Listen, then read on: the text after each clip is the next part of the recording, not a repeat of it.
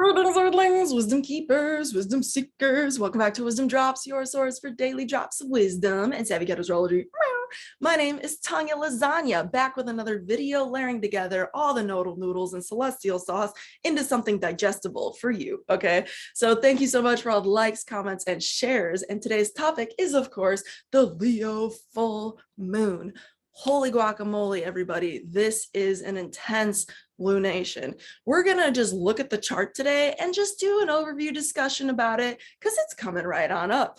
If you haven't heard yet, I am offering a limited special on $100 1-hour pre-recorded sessions. I did do a separate video on this. The summary is that this is either a Synastry special for you and somebody else, whether that's somebody in your family or somebody you're connected to romantically, okay, whatever it is, friend, it could be anything, and for the love of Scorpios. So all my Scorpio ascendant sun or moon people out there, this is literally just for you. I know that y'all make up the majority of my users here, my people who watch my channel and use my content. So I want to offer you a special just for you. And I go into much more depth there, but this is just really customizing, you know, what is your Scorpio energy to you and really helping you reflect on how maybe you might see some distinct challenges related to that, and also how you can turn those challenges astrologically, of course, with a variety of suggestions, again, customized to you, into strengths and ultimately be a Scorpio badass at your highest level, right? That's what I'm here to help you do, Scorp. So if you're interested in that, WizdomDropz@gmail.com, down below in the description box, and be sure to reach out before the 22nd and schedule that. You can pay via PayPal or Venmo right now while I work on my website. Yay! Moving right along. Sharing the screen. So this Leo full moon, y'all, whoa, this is intense. Let me tell you. Let me make sure this is full screen for y'all and that you can just, you know, see a nice little picture there.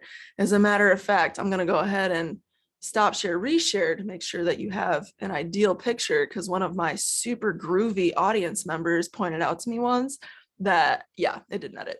So anyway, moving right along, you should see the nicely cropped screen now. And what I want to show you is that this is the moon, Leo, 28-degree full moon. You see that right there. Exactly 28 degrees, y'all, 0 minutes, okay? Opposing 28-degree sun in Aquarius. This is insane in the membrane. Why? These are late degrees, okay, of fixed signs. Leo is fixed fire. That is like, you know, spirit, just straight spirit, or like a lion, you know, like a ferocious lion, like roar, you know, have you ever seen them roar? It's like, yo, that is intense. And then on the flip side of that, you have fixed air, Aquarius, which is all about like, you know, this analytical, like, you know, mastermind sort of energy, like must know how to process everything and think through it all and like organize this mad scientist genius within my head. So it's like this interesting dichotomy of like spiritual righteousness and kind of like enlightened energy at its highest level, enlightened, right? And really like heart-centered and love-centered and really like just focused in on the heart and what's true and real and should and, you know, be justly so from the heart. So Leo is like a very like honorable energy when it performs in its highest levels. And that's really kind of like the topic I want to discuss with y'all today.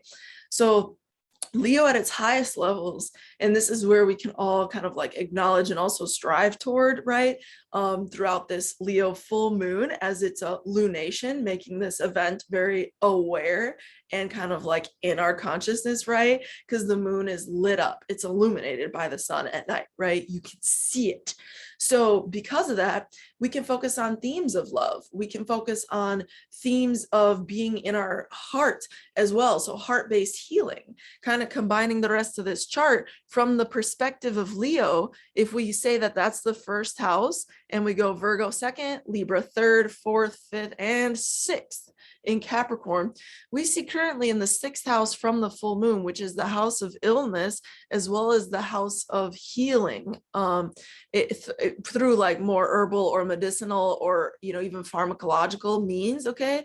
But the sixth house is related to like habits, and the sixth house is related to like treatments of illness and also like health through environments that deal with the opposite, illness, or even just yoga centers, herbal centers, things like that that are health oriented but address an illness in the process. Okay, so this 6th house energy from the perspective of the full moon is something all of us will be feeling to one extent or another, and again, relative to the chart that you're looking at. Okay, but the idea here being that this is going to be showing up in your personal sphere one way or another. And because this is a Venus-Mars conjunction exactly at this, darn near exact at the time of this lunation, 16 minutes is Mars, 16 minutes is Venus, 58 minutes, 57 minutes respectively, really tight, exact degree conjunction. Okay. This is showing that there's going to be a sense of like impassioned energy in one regard or another. There is some type of acknowledgement that can't like be hidden anymore either, because this 6th house energy has Pluto there, and Pluto is Mercury just freshly went into Aquarius at the time of the lunation, and Mercury, the little purple thing on your screen, is with Saturn, that red cane looking thing next to it, and in the same sign, even though they're far apart from each other, right? And that has its own presence. So now Mercury just went from this serious death conjunction of being conjunct Pluto and Capricorn, okay, which is that little shape that looks like this with the circle. I'll hover over here so you can see it if it's working with the live share.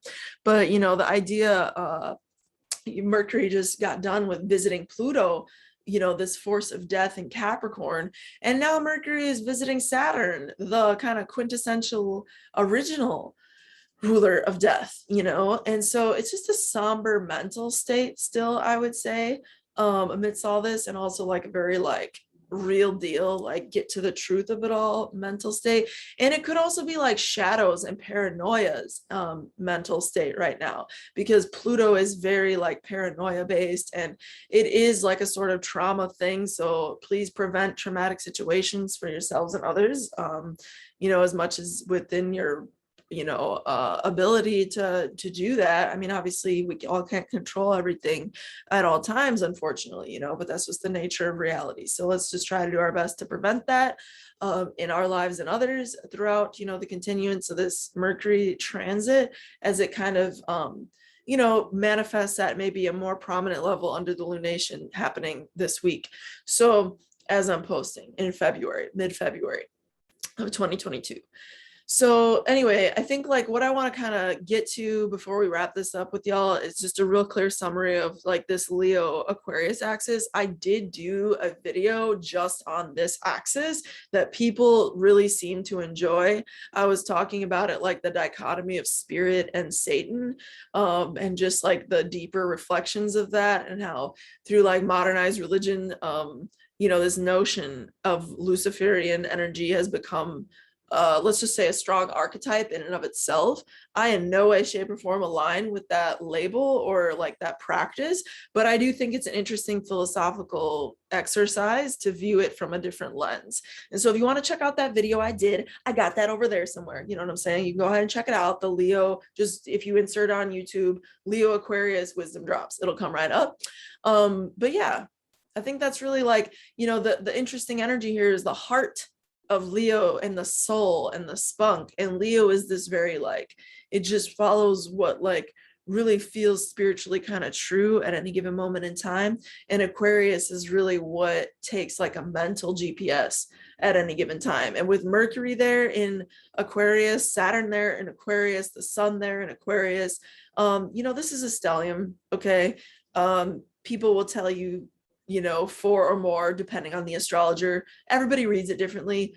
I'm reading this definitely as a stellium, and I would think most of us would, because Saturn is the ruler of Aquarius, where the sun is currently at. So there's an additional reason to read it as a stellium, despite there's only 3 planets in Aquarius.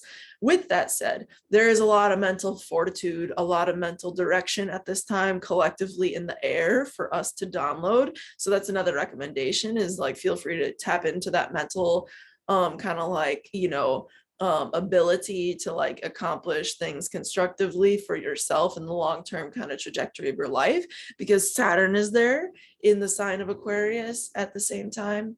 And so I think that that's going to be really useful for you to entertain. So anyway, make sure you like this video, comment, and if you got here all the way through the end, give me a red heart in the description box or a star, because stars are also groovy. And Leo is, after all, ruled by the sun, our star. Thank you again for all the support, likes, comments, shares. If you want the 1 hour pre-recorded special, order before February 22nd, 2022, baby, 222, okay? Before you, miss that. It's a great opportunity to get my services for far less than I'm typically offering them these days. And I hope that that serves you. With that said, through next time, until next time, may the stars be with you. Peace.